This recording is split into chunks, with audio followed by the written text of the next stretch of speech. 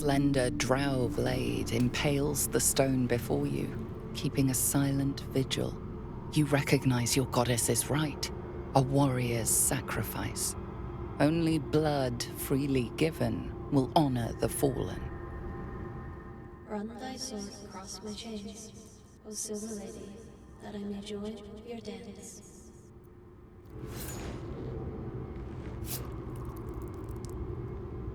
The Drow script inscribed on the blade flickers and glows. It rises from the stone, hanging in the air in silent offering. A soft melody resounds through your head, Eilistrae's divine gratitude. Alright, I am back with another video, and it's the one you've all been waiting for since October 4th, 2023. Now, thanks to patch 8, we actually have the ability to make this build what it deserves to be. So I am proud to present to you the Sword Dancer of Eilistraee, or the Dancer of Eilistraee version 3, if you prefer.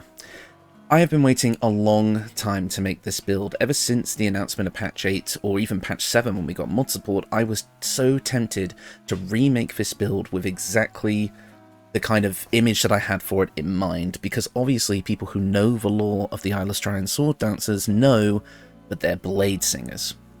In everything but actual class, right? Because technically they're clerics, but everything they do is blade singing. With blade singing being deeply rooted in elven culture and history as well, it only made sense that when we officially got Bladesinger as part of patch 8, we had to remake this build. And I'm just going to say right off the bat that this build is one of the most well-rounded, powerful, perfect for both combat, roleplay, and support. It just does everything. This might be the single best build I have ever made on this channel. It will do everything for you. It will give you a really good progression on a playthrough with great roleplay and a strong feeling progression on your leveling system.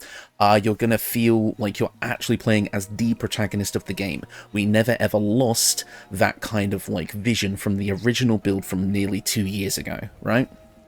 As well as the fact that you get to interact in unique ways with your roleplay thanks to playing as a Drow, and also while being an Eilistraean Drow, you even get a unique cutscene and a unique event to get the main weapon of this build. It is brilliant. And I think the devs knew this. I think the devs, when they put Bladesinger together for this patch, knew exactly what this build was going to be used for. I'm not saying they watch my videos, but I'm just saying that the way everything lined up with this build and how it comes together throughout the course of the game through Acts 1, 2, and 3, they had to have known. So sincerely, I just want to, before we get into this video proper, I want to give a sincere thank you not only to all of you for the huge amount of support you've shown for the channel over these almost 2 years, as well as the stream yesterday where we got the save file ready to make this video, but also to Larian Studios, who clearly have such a genuine care and trust for their community to keep giving us these amazing updates. And even though patch 8 is the final major patch, I just want to say thank you for giving us such an amazing game, if the people at Larian Studios just so happen to see this. But regardless, without further ado, without any more stalling, let's get into the build. So the overall goal of this build is to make the Sword Dancer of Eilistraee. As I said, we're going to be combining, martial and spell singing. We're going to be getting all of the necessary spells, but we're also going to be diving deep into Eilistraean lore to be able to pull certain abilities out from. But to kick things off, keeping in the original theme of the build, we are actually going to start as a bard. Because we didn't have Bladesinger back in the day, I made the original Eilistraee dancer a sword bard, because it was the next closest thing, and I loved the idea of a kind of Cleric of Eilistraee using the abilities of a bard, bardic techniques, to spread the idea that Drow do have a chance to be saved. So that's why I wanted to kind of give that perspective. I wanted to keep that little bit of Bard in the build, because while we will be going mostly Bladesinger, we'll still be making a little bit of use of Bard to keep the original identity of the build, but also the general theme. And again, the way this is going to synergize together is absolutely going to blow your mind. Trust me. So kicking things off, we are going to start as a Bard, like I said. This is going to give us access to a few things right away at level 1, including all of the kind of weapon and armor proficiencies that we actually want for this build. We will get this from Bladesinger anyway, but this will allow us to have all of this stuff right away at level 1, and again, I mainly want to start as Bard because we're going to get some proficiencies that I want for this build when it comes to skill proficiencies. So, for our cantrips, we are obviously going to be taking Vicious Mockery and Friends. Friends obviously being an amazing cantrip, but if you're in honor mode, you might want to stay away from it and feel free to pick something else. But I do think for most playthroughs, and again, I test these builds on Tactician, so I think for most builds and most playthroughs, Friends is going to be an amazing cantrip that makes sense for a build like this, and Vicious Mockery is Vicious Mockery. Come on, if we're going to play a Bard, we got to take the Bard's biggest kind of identifying cantrip, right? It gives us a bit of psychic damage and imposes disadvantage on the target's next attack roll if it hits. This is going to weave beautifully into our combos, as I'll show off a bit later. Next up, we do get to choose some spells here at level 1, and you've got quite an interesting selection, but I've chosen the following. I've gone for Speak with Animals and Animal Friendship, as Eilistraee is actually deeply rooted in nature. A lot of the mantras of her followers actually follow preserving life and nature and appreciating everything that's around you, both on the surface world and down below in the Underdark. I believe there's a specific part of her mantra that is about, you know, preserving the flowers and appreciating nature and such like that. I believe I used it actually as a quote for the original Dancer of Eilistraee remastered video. So I feel like it makes sense to actually have a companionship with nature, so having these two spells makes sense in my opinion. And since Speak with Animals makes our interactions with beasts tied to charisma, I think it makes a lot of sense, and it opens up more roleplay opportunities, allowing you to talk with any NPC in the game pretty much. Animal Friendship obviously is more of a lore pick, so if you want to swap this out for something that you might think might be more useful, fair enough, but I do think especially in the early game where you do go up against a few more beasts, I think it'll be quite fun to have. Fairy Fire is here because it's one of our Drow abilities. We gain it innately from being a Drow later on, but we can only use that version once per long rest, whereas this version we can use as long as we have spell slots, so I wanted to include it here.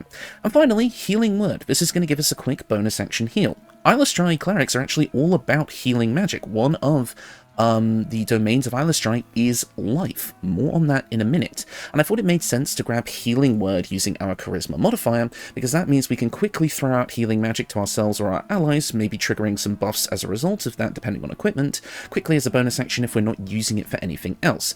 And since, believe it or not, we actually don't use a lot of our spell slots overall, we're more focused on you know, martial fighting, you will be able to cast high versions of Healing Word like pretty frequently throughout combat, so you'll be able to keep yourself quite topped up. So this is actually a quite effective healing build, which is where some of the support aspect comes in. Moving on to our starting instrument, and this actually does have some significance. We're going to be going with a lyre today. Lyres are the closest thing in the game to harps, and Eilistraee is often depicted with a harp, as opposed to even having her avatar as well even have like kind of harp noises playing while around it. So I think it makes sense for a lyre to kind of be here. I mean, I did go for other things in the past, and you can pick whatever instrument you want, but I do think a lyre fits the best. And finally, on to our ability scores, and I'll just get the elephant in the room out of the way right now. Yes, we are using the Gloves of Dexterity. We are dependent on a lot of ability scores for this build: Charisma, Wisdom, Intelligence, and Constitution. We need all 4 of those stats, as well as Dexterity. And in the only way to get Dexterity to a reasonable point where I think it's going to work at its best, we do need to use the Gloves of Dex. They can be obtained early on in the game, so I definitely think it's reasonable for you to have these early on, and you do an early respec. I would say though that you could probably dump either Intelligence or Charisma and put those points into Dexterity until you get the Gloves of Dex in Act 1, and then respec into what you see here. So let me talk about the rest of the stats. Strength is at 8 because we don't need it. Constitution is at 15 because we are going to be bumping this up with a half feat later. Intelligence is at 16, is going to be our main spell casting modifier for our wizard spells. Wisdom is at 10, we are going to be taking a cleric dip in a minute, so I do want to make sure we have at least a little bit of wisdom, and again I don't want our saving throws to be abysmal, but that's not going to be a huge deal once this build is kind of finished. And Charisma is at 16, because obviously we are going to be doing Bard stuff, and we want to be the face of the party, and with all of our Bard shenanigans that we're going to have by the time this build is finished, 16 Charisma is going to work absolutely fine. We don't actually need to bump it up in this build at all, so having it just left at 16 is going to work just fine. As for our skill proficiencies, I did take the Entertainer background on this build, because if you were on the stream yesterday you would have seen that, giving us acrobatics and performance, which obviously makes a ton of sense for our character, as well as giving us the ability to gain inspiration from, you know, using our artistic talent, which is our blade dancing, which I think makes a lot of sense. However, because Bladesinger does give you performance proficiency, I would actually recommend that maybe you would use Folk Hero for this build. Not only will that give you animal handling, which makes sense for Eilistraee, it would also give you the ability to you know, gain inspiration from being heroic and saving the day. Saving the day? Oh my god. It would also give you the ability to gain inspiration from being heroic and saving the day, like a true protagonist would. Again, keeping that protagonist angle. So while Entertainer works fine, you are technically missing out on a free skill proficiency that you would have gotten otherwise. So make sure that if you want to get the most out of your skill proficiencies, you take Folk Hero and then grab Performance here instead. But with the grab Performance from Bladesinger, I should say. But for now, we have Acrobatics and Performance proficiency because we are a Drow. We gain Perception, and so I've opted to also go for Stealth, Religion, and Persuasion. Although I would say you can actually take Religion off, as we will be getting that in a minute from another source. So I would say it's actually more of a pick your favorite situation here as far as what your ability scores, skill proficiencies go into. I would say actually you could go for Deception and Intimidation if you wanted to, but I would actually say maybe instead of Intimidation, we go with Nature, because I think that makes more sense overall. So yeah, I would say, reflecting on it, this is probably the best starting skill proficiencies you could get, but I would go with Folk Hero instead. Right, moving on. At level 2, we are going to take a 1 level dip into Cleric. It's like the deity build series is back. Anyways, with this 1 level dip into Cleric, we're going to get a ton of things that are going to help our build. But most importantly is our subclass, which you actually have a choice. Eilistraee's 3 domains are Life, Light, and Nature. And while I personally don't recommend Nature for this build, Life or Light, it's kind of up to you. I personally went with Life Domain in my testing because it deliberately affects our healing magic, allowing even our basic healing word from Bard to do way more than normal, healing additional hit points equal to 2 plus the spell's level. On a bonus action heal, that actually does quite a lot. Plus we're also going to get access to Cure Wounds as well as Bless as well, and I would personally like having Bless on this build, so it's entirely up to you if you want to go with this. The Light Domain would give you Fairy Fire, so you technically don't have to take it as a bard, but it uses our Wisdom instead of our Charisma, so it's less likely to succeed. You get the Light Cantrip, as well as Warding Flare, allowing you to use your reaction to impose disadvantage on an attack coming towards you, possibly causing it to miss. I initially thought that this would actually be better than Life Domain, but since we do get Shield on this build, I tend to find that I was using Shield more than Warding Flare. So I think the Life Domain is the best bang for your buck. It technically does give you heavy armor proficiency, although we won't be using that in this build because you can't Bladesing in medium or heavy armor, so we need to use light armor here. We're going to be able to pick up some cantrips here, and of course we're going for the usual, that being Resistance, Guidance, and Thaumaturgy. Obviously Guidance and Resistance are great, and Thaumaturgy giving us advantage on performance checks just feels perfect for this build, so this 1 level dip is already pulling its weight. But in addition to that, we're also going to get to choose Eilistraee as our deity, giving us all of the roleplay options related to playing as an Eilistraean cleric, including getting Fala Aluve from the sword in the stone by saying a prayer, right? As well as being able to use her dialogue in various different situations. I mean, we can't not use this. This 1 level dip of Cleric is absolutely necessary. But I know with the advent of patch 7 and mods, there are mods out there that will allow you to select a deity without having to be a Cleric. And if you'd rather do that and drop the Cleric level, you absolutely could. However, keeping this build 100% vanilla, and because I personally think that the Cleric dip adds a hell of a lot to this build, I think we're going to keep it. Moving on to our abilities, we actually now get 2 skill proficiencies, including Religion. And I think for your second one, I would definitely pick Insight, because it allows you to tell if people are lying, face of the party, that's good to have. Otherwise, you could take History or Medicine, but I personally prefer Religion and Insight. We also do get to prepare a single spell, and I'm going to go for Sanctuary, because Sanctuary is absolutely busted. As a bonus action, we basically just get to decide, hey, you don't get to attack us, unless you use an AoE spell, which again we'll have contingencies for. But this is just another way of making this build absolutely broken, because after we do all of our shenanigans by attacking multiple times using spells, blah blah blah, after that we just get to say, well, now you don't get to retaliate against me. Sucks to be you. And this can allow us to, if we need to take a supporting role for a minute, keep us safe from harm while we do some healing, some buffing, and such like that. Overall, Sanctuary adds a ton to this build, so I definitely recommend that you go for this level 2 dip of Cleric. And now that we've gotten our first 2 levels out of the way, it's time. We're going to Wizard. I did consider sticking with Bard for the early levels here, and if you want to do that, you can, because we will come back to Bard a bit later, but I do think just going as far as we can into Wizard at this point is a good idea. And you may think this sounds like, well, this is going to be a bit rough in the early game, we're not going to have some of those higher level spells, but immediately by taking a dip of Wizard, you'll have access to spell scrolls, so that actually is an issue depending on what you find, as well as the fact that you're still going to be playing 3 full spellcasters with this build, so your spell slot progression is not going to change, so you're still going to be able to upcast powerful spells. You are going to be playing mostly a spellcaster, I would say, up until around level 5, before you get like kind of Bladesong and kind of get a bit more into that, but trust me, you're still going to be a very powerful spellcaster, especially in the early game. The progression of this build still feels really good. Don't get me wrong, it definitely starts to hit its peak towards the mid-end game, so I would say maybe middle of Act 2 to the very end, but that's still pretty damn good.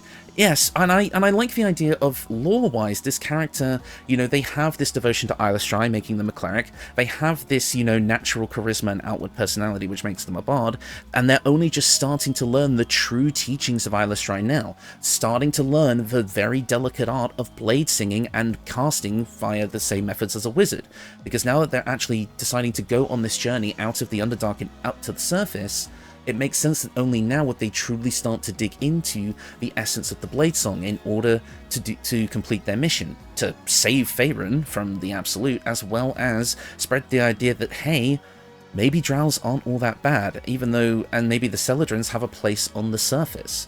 You know, I think it makes sense naturally from a character perspective to start with those first 2 levels in those 2 classes and then come to Wizard now. But anyways, now that my lore badgering is out the way, let's see what the rest of this class is going to give us.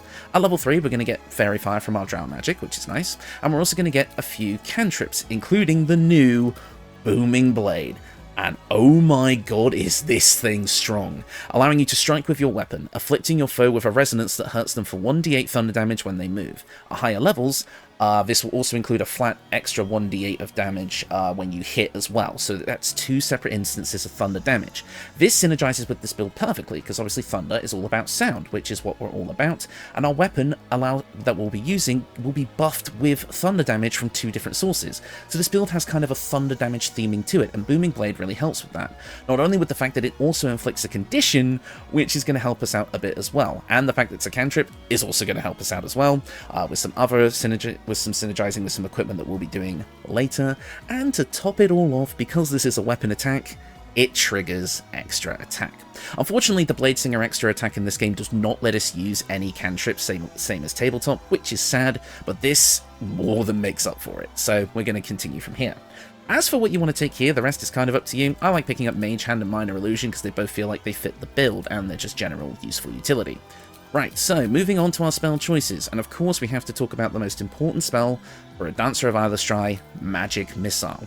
It's literally part of their skill set. The Sword Dancers of Eilistraee use Magic Missile as their main spell attack, and I can see why. It's force damage, not often resisted, it never misses, and it's going to synergize with some equipment like the Eilistraean Sword Fowler Alluve, and I'll talk about that a bit later, but if you've seen the original videos you already know.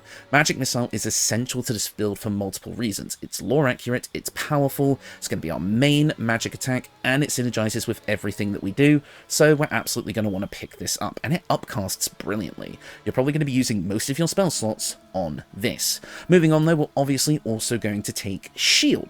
Shield allows you to raise your armor class by 5, and you take no damage from Magic Missile. I don't know, just feels thematically appropriate, and I like to flavor it as us, you know, using our magical adeptness to just dodge and weave through enemy attacks while keeping up our dance.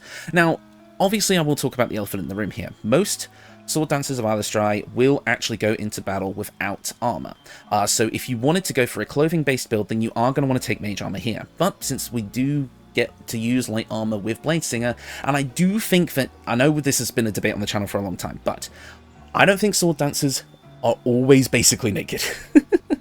I think when they're in battle and out on the road, they're absolutely wearing light armor. It's only when they perform their ceremonies and their, you know, like rites of devotion to Eilistraee is when they would use, you know, for kind of like robes and such like that, or just nothing at all, according to some parts of the lore. So I actually do think it makes sense to use light armor on this build, and I even took into account the ceremonial robes in this build, because I am just that good. Okay, toot my own horn a little bit. So we'll talk about that more a bit later. For now, we're also going to grab Thunder Wave as a thunder damage attack to allow us to push enemies away from us. We're going to grab Sleep because our hypnotic dance has an effect on the mind. We'll be able to do some kind of, you know, like hypnotic shenanigans here, and Sleep helps with that. We're also going to be picking up Long Strider and Enhanced Sleep to give us some more maneuverability around the battlefield, as well as traversing the land. We're also going to be able to prepare 4 spells here because of our current intelligence score, and I think the 4 that the game has selected for us works just fine. At Wizard level 2, total level 4, which again, you can achieve fairly early on, we're finally here. Bladesinger. A mastery of wizardry and swordplay. You combine the elegant maneuvers of a warrior with the devastating magics of a mage. Let's go into it in detail. We're going to get a new thing called Blade Song Power, the resource used to cast Blade Song. This will increase as we level up, so we'll be able to do this multiple times per rest. We're also going to gain Training in War and Song, giving you proficiency in light armor and in the performance skill, as well as proficiency with daggers, sickles, short swords, rapiers, scimitars, and long swords. Obviously, we're going to be using a longsword with this build. We already got all of those proficiencies from Bard aside from performance, so again, if you didn't take Entertainer, you would be getting performance here, which again, from a lore perspective and the progression of this character, probably does also make sense, but again, we took the Entertainer background, so we had it from the start. Pick Folk Hero, I'm just saying. But obviously the main thing that we're going to get here is Blade Song. We invoke the Blade Song, giving us a +2 bonus to our armor class. This will increase to a +3 later, as well as increasing our movement speed by 3 meters. You also gain advantage on acrobatics and a +2 bonus to constitution saving throws. This will also increase with time. You also unlock the Blade Song Climax. Now, this is new compared to Tabletop. Tabletop did not have this. You unlock the Blade Song Climax and the ability to accumulate Blade Song charges. This is homebrew added in by Larian, and let me tell you, they absolutely had Eilistraee in mind when they created these. Let me explain to you. So the Blade Song charges you gain by casting different spells in combat. These are charges that can be accumulated for the Blade Song Climax while Bladesinging. Attacking with the weapon grants the Blade Song Healing Charge, which is a charge that allows you to heal your allies for 1d6 hit points in a range around you when you use the Climax per charge. So there you go, the healing aspect comes in. I'm pretty sure, unfortunately, this does not synergize with our Life Cleric feature because it's technically not a spell, but still, it's very, very good, and it fits the theme of the build incredibly well. And if we do level 1 or higher damaging spells that are not weapon attacks, we gain Blade Song damage charges, dealing additional force damage, same as Magic Missile, and in the lore, Sword Dancers of Eilistraee can imbue the same power that they use for Magic Missile into their sword strikes. It's literally part of their kit, so we're getting force damage here as well. And yeah, so so basically we accumulate these 2 charges. By using damaging spells, we gain the damaging charge. By using weapon attacks, we gain the healing charge, and then when we activate the Blade Song Climax, we get to use all of our charges to deal the force damage and heal at the same time, but it does end our Blade Song. Since Blade Song lasts for 10 turns, if you use this on the last turn of Bladesinging, you will have a lot of charges stored up for a massive amount of damage and healing, and all it costs is a bonus action. This doesn't even use your main action. Larian must have had Eilistraee in mind when they created this extra homebrew feature because, oh my god, it fits perfectly. Can you tell I'm a little bit excited? We also do get to select a couple of other spells at this point. Just grab Featherfall, and I could even say Expeditious Retreat to give you the ability to dash as a bonus action, giving you even more movement speed.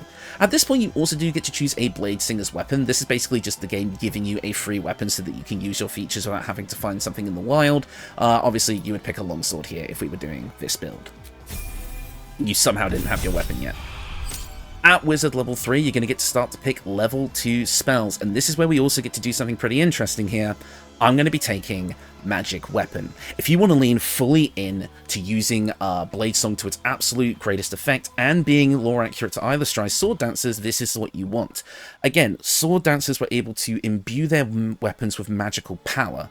So in addition to the Blade Song Climax, we can also use Magic Weapon. Now it is concentration, but it lasts until our next long rest or until concentration breaks. And by the time this build is done, we're pretty much never dropping concentration. We're able to infuse a weapon with arcane energy. The weapon becomes magical, receiving a +1 bonus to attack and damage rolls. By upcasting this up to a level 6 spell slot, which we will have, you will be able to gain a +3 bonus to your attack and damage rolls while imbuing your weapon with magic. And again, because we're not really concentrating on many other things with this build, this is actually the optimal choice, giving our weapon attacks a massive boost to power for virtually no downside. And again, it fits with the lore of Eilistraee's sword dancers imbuing their weapons with magic. Your other spells can be whatever you like, but I really like Mirror Image here.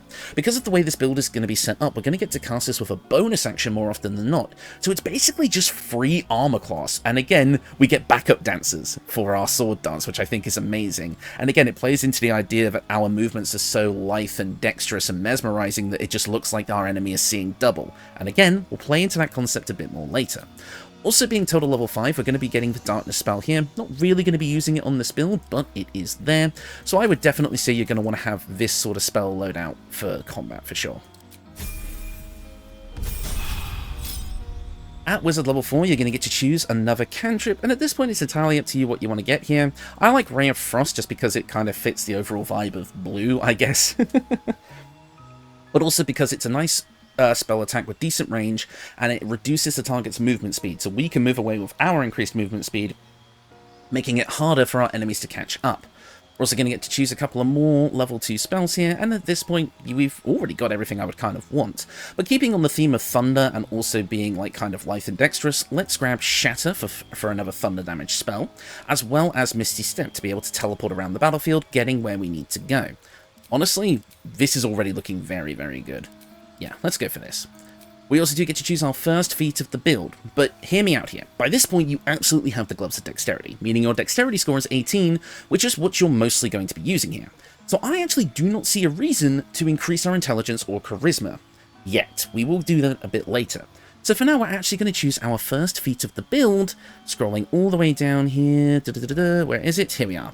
To Resilient, and we're going to take the Constitution variant. We're going to increase our Constitution to 16, giving us more HP, as well as rounding out that odd number, as well as gaining proficiency in Constitution saving throws, meaning that now we have a way higher chance of succeeding those concentration saves. With all of our other abilities, like the Bladesing's boost to our Constitution saving throws as well, this is huge. We're basically never going to be dropping concentration between this and Bladesong, plus all of the other benefits that we're going to have. And again, that's if we even get hit. Our AC is going to be pretty damn high with this build between Mirror Image, Shield, and Bladesong, plus our high dexterity. Seriously. Everything connects in a really, really powerful way. Our main stat is still going to be 18 here, but we will have the opportunity to bump up other stats if we so choose. Let's move on. At Wizard level 5, we're going to get an extra Bladesong power charge, meaning that we can use our Bladesong even more. But of course, now we also gain access to level 3 spells, and oh boy, do we have some choices. Of course, we're going to be picking up Haste as another powerful concentration option. It increases our movement speed, gives us an extra action, and an additional +2 to armor class. And again, it's all about maintaining concentration, which we can do very well, so we're less likely to become lethargic, and because of that boost to our armor class, we're less likely to get hit. This is us kind of going into the next stage of our song and our dance, kind of like the main bit in the middle where like the song gets really, really hype and the music starts to raise and our dance moves become even faster and more energetic. So yeah, Haste fits on this build, so I really want to take it. But in a similar fashion, in the parallel opposite, I want to grab Slow. Slow is going to allow us to target up to 6 creatures and slow them down, basically doing the opposite of Haste. They can only choose to take an action or a bonus action each turn, not both, and their AC and Dexterity saves are reduced by 2. If we don't want to buff just ourselves, we can debuff a lot of our enemies, giving all of our allies a serious advantage in combat. And I love the idea that, again, we're moving so quickly and we're so mesmerizing that it looks like everybody else around us is moving slower. So I feel like it's really, really interesting. So I like both. I like Haste and Slow on this build because they both work for different reasons. Moving on, we get to prepare some extra spells here, and I'm definitely going to pop Haste on here. Feel free to change around some stuff if you don't feel like you're using it very much. I would say probably at this point Thunderwave might not be getting used so much, so we can have this layout of spells. And at Wizard level 6, which is total level 8, which may seem a bit late for people, we are getting extra attack. I would say at this point you're probably still kind of mid-Act 2 if you're doing everything, or if you're kind of just doing like the basic stuff, you'd probably be just heading into Act 3 or maybe just starting Act 3 at this point. getting extra attack at that point is totally fine. Again, it's not the special cantrip extra attack, but still, we get extra attack on this build, giving our martial capability a massive buff. And again, I think in the progression of this character lore-wise, if we're really talking about someone who is just starting to learn the ways of Eilistraee and is working their way up the kind of like power chain and like exploring the world and is basically fresh-faced and new, like a proper protagonist, like, I think it makes sense to gain extra attack a bit later, personally. I feel like as you start to head into Act 3 where things get really, really serious, and maybe even at the Moonrise Tower fight you could hit this level, having extra attack gained around that point, meaning that now our skill in dancing and Bladesinging is so proficient that we're able to weave in even more attacks, in my opinion, it just feels like it makes sense. So I'm absolutely going to go with getting extra attack here, as well as a couple of extra spells. We're just going to grab Counterspell because it's extremely useful, and Hypnotic Pattern because it's Hypnotic Pattern. Again, our dancing is so mesmerizing that we can hypnotize creatures, meaning they cannot attack us and they cannot move or act. I would say if you feel like this is a bit underpowered, you can pick something else, but I do like it for the theme of this build, so I'm going to go with it. Now, at this point, you're going to be heading into Act 3, which is the City of Baldur's Gate. This is where your bardic abilities are going to become the most useful, so we're going back to Bard. Level 2 of Bard is going to give us Jack of all trades, adding half of our proficiency bonus in all ability checks that we are not proficient in, so we're just kind of good at everything. We're also going to get a third short rest, which is going to be amazing for resource management. We're also going to get to choose another spell from the Bard spell list at this point, and really, it's entirely up to you what you want to grab. I would say Tasha's Hideous Laughter or Dissonant Whispers are kind of your choices here, and I'll go with Dissonant Whispers since it's a bit more unique to Bard. Moving on to Bard level 3, we now get to choose our subclass, and well, if it ain't broke, don't fix it. The original Dancer of Eilistraee was a Swords Bard, and she's also disappeared, hang on. The original Dancer of Eilistraee was a Swords Bard, and here, it makes no sense to change that. Now our Blade Song has become so perfected that we're able to weave dance moves with sword attacks in a completely new way, giving us new powerful buffs as well as dealing additional damage. Let's have a look. We're going to get Slashing Flourish melee, allowing us to attack 2 targets at once in front of us, dealing an extra bit of slashing damage equal to our Bardic Inspiration die. We're also going to get Defensive Flourish, allowing us to increase our armor class even further until our next turn, again doing that additional damage. So think about it. This, plus Blade Song, plus Shield, plus Mirror Image, you're just not getting hit. We also gain access to Mobile Flourish melee, allowing us to attack someone, knocking them away from us, and then teleporting behind them, Nothing Personnel Kid style. This fits into like maybe being able to cast Misty Step as well, so now we're actually teleporting all over the place. People can't even see us moving now until we actually want them to. Now obviously I will point out that we can do this sort of thing with ranged attacks as well, Slashing Flourish ranged being particularly strong because it just lets you attack 2 enemies anywhere on the battlefield within range of your attack, or the same enemy twice for an extra bit of damage, which is clearly really strong. And I would say, for most people who play this build, there's no reason not to use a ranged weapon like the Darkfire Shortbow here, or if you want to take the 2-weapon fighting style in a minute, you could use dual crossbows, which could totally work and make this build even more powerful than it already is. But Eilistraee herself, the goddess we are following, cast away ranged weapons entirely after something went terribly, terribly wrong, and as a result, sword dancers are not known for using ranged weapons, as they kind of consider it against their general fighting style. So I would actually recommend, if you want to stay lore accurate, not using a ranged weapon here. So I am deliberately nerfing this build, and it is still probably one of the most powerful builds I've ever made, and just is one of the best in general because it's just good at everything. So if you use a ranged weapon on this build, dual crossbows, you can do even more damage in a turn with ranged attacks as well, but it's honestly not even needed. So, anyways, just pointing that out there, but the Slashing Flourishes for melee are absolutely what we want. We also are going to get a level 2 spell from this build, entirely up from this level here as well, entirely up to you what you want to pick here. Again, we kind of have everything already. I would say Enhanced Ability could be fun if you want to kind of play that more support role. Detect Thoughts would give you more roleplay opportunities as well, so that could also be a factor here. I find it especially useful in Act 3 with all the NPCs you'll be interacting with. There's a lot here. Knock to get into places. Invisibility could also be fun. Honestly, the world's your oyster, choose your favourite. I think I might go for Detect Thoughts here, just because I like the idea of having more roleplay choices, but it's entirely up to you.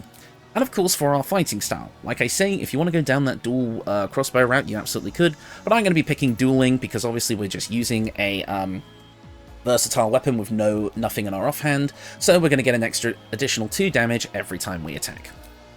We're also going to get to choose 2 skill expertise, and I would absolutely be taking persuasion and performance here, because I think those are both the skills that we're going to be using quite a lot. And yeah, you can replace a spell at this level if you want to, but I'm not gonna. At Bard level 4, total level 11, we do get to choose our final feat for the build. We are going to get an extra cantrip at this point. Honestly, pick whatever you like. True Strike, in honor of this channel, one of this channel's biggest memes.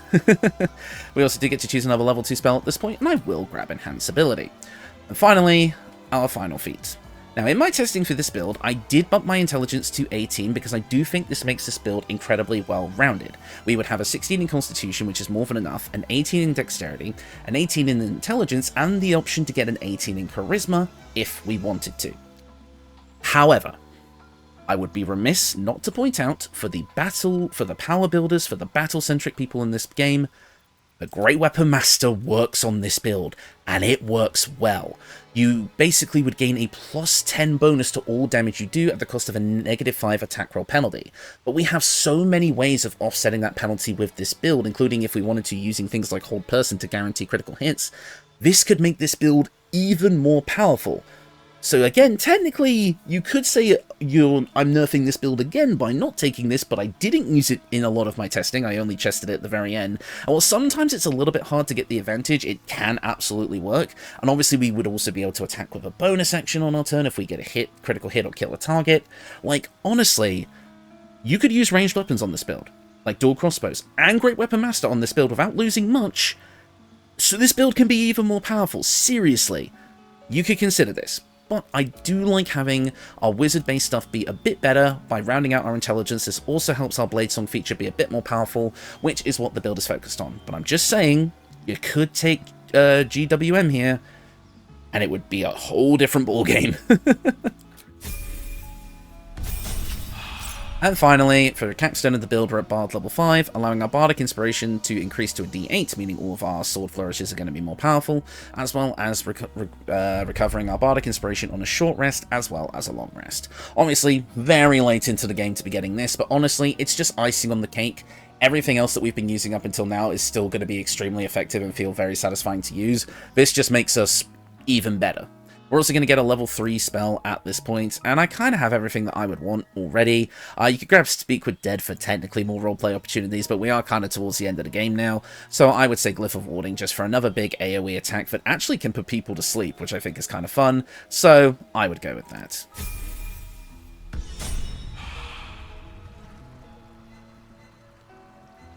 And that is the build. Need I say more? Honestly, all my tooltips have been messed up. Give me a second just to fix my inventory here. Oh no, it's all been messed up. Hang on, let me fix some stuff real quick. Well, because I had it all organized slightly differently on my hotbar. There we go. So what you're going to be getting out of this build is literally everything. You get intelligence checks and charisma checks, making you amazing as the face of the party. You're getting both martial prowess and full spellcasting. We are a full spellcaster here, with the ability to learn any spell in the game that's on the wizard spell list thanks to scrolls up to level 6. We have an extremely powerful offensive front with things like Booming Blade doing that amount of damage, our Sword Flourishes doing that amount of damage, plus all the extra stuff. We have just all of these useful utility spells. We have a powerful ranged option in Magic Missile. We have our Bladesong to just give us a ton to our armor class, movement speed, and our constitution saving throws. You can see we get all that extra stuff.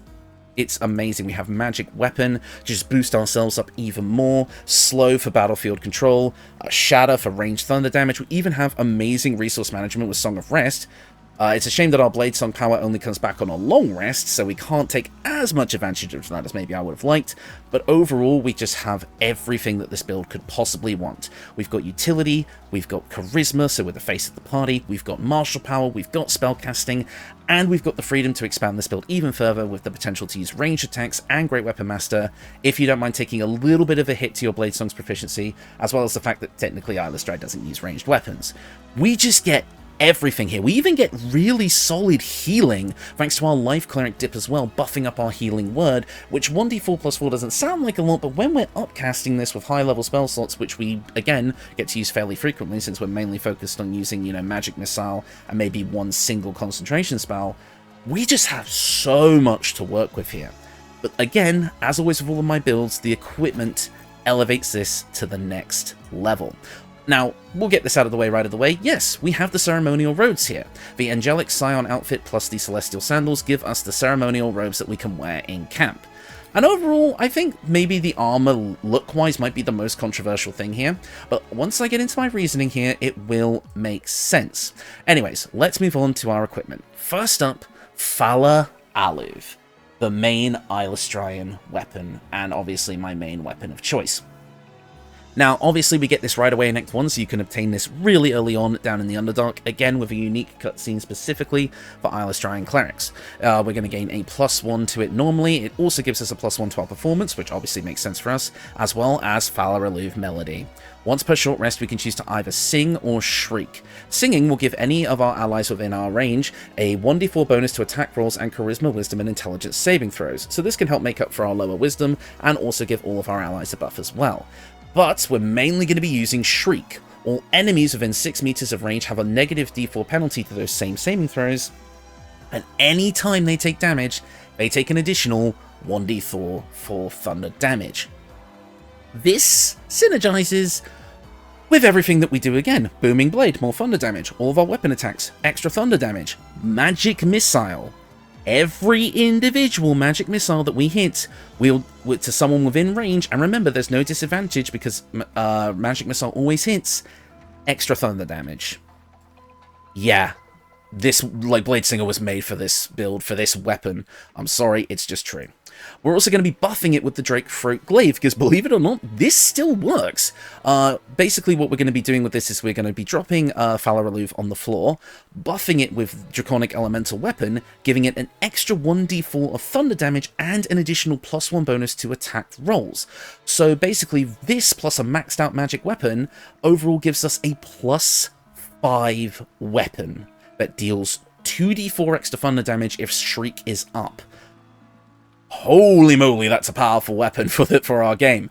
No ranged weapon, obviously, but I obviously can recommend the typical Near Misser Hellfire Hand Crossbow dual combo. Obviously, the Near Misser doing exclusive force damage makes sense for the build, so feel free to include it there. Or the Darkfire Shortbow for a usage of haste that's not going to take up our spell slots and 2 extra resistances, but I've decided to omit that for this build, but the usual options will work very, very well. For my headpiece, I decided to go for the Birthright Cap in Act 3, giving us a well-rounded 18 Charisma with 18 Intelligence, Dexterity, and Charisma, all of our main stats being at 18, while not capped, is still very, very good. And of course, Mirror of Lost shenanigans can put one of these stats to 20 if you so choose. I think it would have to be Intelligence or Charisma though, or you could bump up your Constitution to an 18. Feel free to play around with that one, but obviously we have a very well-rounded stat spread here. But maybe you don't care as much about your Charisma stat with this build. I personally do like having it higher, especially for those higher DC charisma checks later on in the game. I do feel like it's quite important for those, so I like the Birthright Hat the most, but we do have some other options. In the early game you have, for Act 1, the Haste Helm, giving you momentum for 3 turns at the start of combat, which increases your movement speed. Obviously for a sword dancer and like kind of fledgling at that point, having a limited version of Bladesong's movement boost feels like it makes sense. But also in early Act 2, you can pick up the Hat of Storm Scion's Power. Whenever we deal thunder damage, which of course we're doing all the time, we gain Arcane Acuity. And for each turn of Arcane Acuity, we gain a +1 bonus to spell attack rolls and spell difficulty class for each remaining turn. Now, while not described in the Hat's tool description here, you can only get you gain 2 arcane acuity charges per thunder damage, but it only occurs once per turn. But of course, now for just dealing damage with our weapon or using Shriek, we get all of our spells from both Bard and Wizard are going to get a massive buff, which is huge. So I actually think this works out quite well, and if you decide not to bump your intelligence and go for Great Weapon Master instead, this or the Helmet of Arcane Acuity would work very, very nicely for this build. But as an alternative Act 3 option, you could go for the Gibbous of the Worshipful Servant, giving you momentum at the start of your combat equal to your Charisma modifier, as well as advantage on concentration saving throws. We're already going to have advantage on concentration saving throws with the armor that I've chosen, but if you wanted to go for a different armor or clothing, this could be a head option for you. But overall, I do like the Birthright hat the most, as I feel like just the flat stat boost helping us be the face of the party much better, as well as giving us a bump to our Bard spells anyway. I think it is the best overall option, but there is shenanigans to be done with things like the Helmet of Arcane Acuity or the Hat of Storm Silence Power. For our cloak, we've got the Cloak of Displacement, a mainstay in the Eilistraee Dancer builds. At the beginning of the wearer's turn, the cloak activates, granting enemies disadvantage on attack rolls against that wearer. Basically, you get the effect of the blur spell until you take damage. Of course, because of the high AC that we're going to be getting from, Blade Song and everything else that we have, having disadvantage on attack rolls to hit us as well means that we're just never going to get hit. This is one of the reasons why I thought Life Cleric was slightly better than Light for this build, but if you don't want to wear this cloak and you want to wear something else, feel free to maybe take Light Cleric instead for Warding Flare, which, although it will use your reaction to do, will give you a similar effect. However, I do prefer the Cloak of Displacement overall. Now, for the armor choice. The Armour of Landfall. Hear me out on this one, because it makes sense. One of Eilistraee's domains is nature, and the appreciation of nature is part of her mantra. So getting a little bit of a druidic aspect into this build, in my opinion, makes sense, and the Armour of Landfall does everything that we want and is super lore friendly to this build. It gives us a +1 bonus to spell save DC, so all 3 of our spellcasting classes are going to get a little bump from this. When starting our turn on a plant growth surface or vine surface, we regain hit points, so healing through nature. Again, very Eilistraean, and it also gives us advantage on Constitution saving throw checks, not just concentration, all Constitution checks, which in my opinion is a bit better than the hat. It's also light armor with 13 base armor class, so it's really, really good for this build, giving us a total of 17 before any of our buffs, and it gives us the ability to cast Plant Growth once per short rest, giving us battlefield control, making all of our enemies slower without us needing to be slower ourselves. Honestly, this armor makes too much sense for this build, and is my personal choice for the later parts of the game, because you get this in Act 3. If you don't agree with me because you think the look is a bit too naturey for you, I think the only thing that kind of gives it that slight nature look is the branch on the shoulder here, but overall coloured in the dark amethyst dye, which is what this whole armor set is coloured in, I just think it actually looks really, really good for the build. But of course, there's always the ceremonial robes as well, which definitely look Eilistraean for sure. So it's entirely up to you, but I actually do think the Armour of Landfall is the best armor for this build in the late game. Feel free to disagree, but I really do think it is. For the early game though, you can grab Minthara's Spider Silk armor, giving you a +1 bonus to stealth checks and advantage on Constitution saving throws as well. So one of the big things that we get from the build, from the armor from the late game, we can get early on as well. And this armor being more Drow in nature for the early game, after we have only just kind of come out of the Underdark, also makes perfect sense. I think this actually makes sense to have a more Drow looking armor in the early game, then progressing to something closer to Eilistraee's, true values in the late game, in my personal opinion. So I think go for Spider Silk in the early game, and then go for the Armour of Landfall in the late game. Of course, we've got the Gloves of Dexterity here, giving us a +1 to attack rolls, as well as setting our Dexterity score to 18. We just need it for the build, I'm sorry. You can obtain it fairly early on, I just think we need it. And finally, you've got some options for the boots, but they're all pretty common amongst the channel. But I think the Disintegrating Nightwalkers are the best. You cannot be enwebbed, entangled, or ensnared, and cannot slip on grease or ice. I think it makes sense that surfaces like that should not affect us during our blade song. I think we should be able to dance through the battlefield being completely unimpeded by potentially falling over. It's also going to give us a usage of Misty Step as well, allowing us to teleport around the battlefield, meaning that again we don't have to worry about our own plank growth or other things as well. And again, just being able to teleport around the battlefield feels pretty good, and we can do that once per short rest.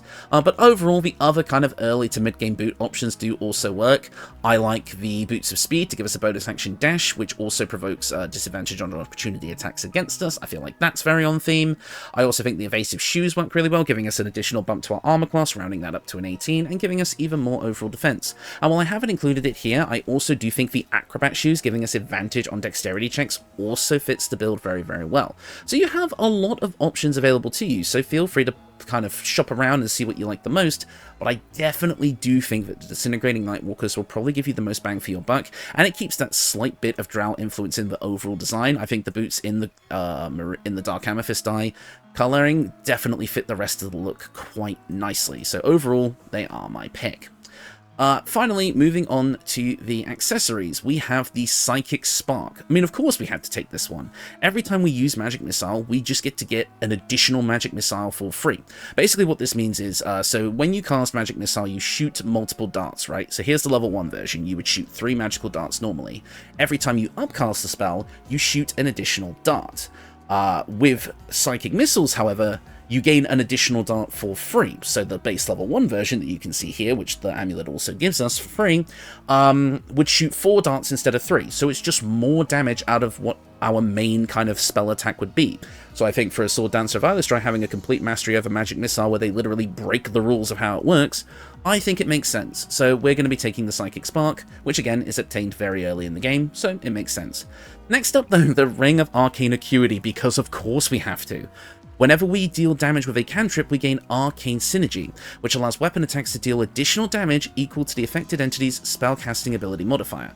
For us, because we multiclassed into Wizard last, this would be our intelligence, so even if you don't use the Birthright Hat, that's not going to be affected. So that means we gain a +4, because our intelligence modifier is 18, to our damage with our weapons, in addition to all the other crap we can already do. And we're getting that for free because Booming Blade triggers it. And as you can see, Booming Blade is going to be dealing an extra 2d8 thunder damage at this point as well. Then it's going to give us an extra bit of damage on our next attack. And if we just use Booming Blade every turn, which, let's be honest, you pretty much are, unless you're doing some sort of setup or support turn, you're just going to get this damage for free. No reason not to use it. But to give this build even more flexibility, we have the Band of the Mystic Scoundrel. After hitting a creature with a weapon attack, you can cast illusion or enchantment spells as a bonus action. Now this means you can do things like cast Vicious Mockery as a bonus action, giving you extra damage, and yes, if the enemy is within range of your Shriek ability, they will take extra thunder damage from Vicious Mockery, which I think is hilarious. Of course though, this also means that all of our other illusion and enchantment spells work as well, including Mirror Image. This creates a nasty combo, because obviously you lose your mirrored image clones each time you're attacked and someone misses you, right?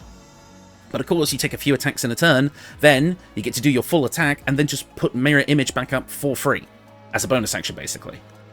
You're in a constant loop of keeping up mirror image, making it one of the best defensive spells in the game. Yes, that'll be a bit spell slot heavy, but overall it does work. Although, however, this is sort of a holdover from the original Dancer of Eilistraee build, and while I still love the ability to just get free extra damage from Vicious Mockery every turn, so I would absolutely keep it on this build, I would say this one can actually be swapped out for something else that you think might be more appropriate. I could even see something like if you picked up the Absolute's brand, you could get that ring, the Ring of Spiteful Thunder, which does an additional 1 thunder damage every time thunder damage is dealt, which would add up quite a bit with things like Magic Missile and such like that. So honestly, the world is your oyster. Feel free to play around with your choices here and see what you can come up with. But yeah, that is the build. The only other thing I will suggest is 2 spell scrolls that I think you should pick up on your journey, since you can learn up to level 6 spells from spell scrolls.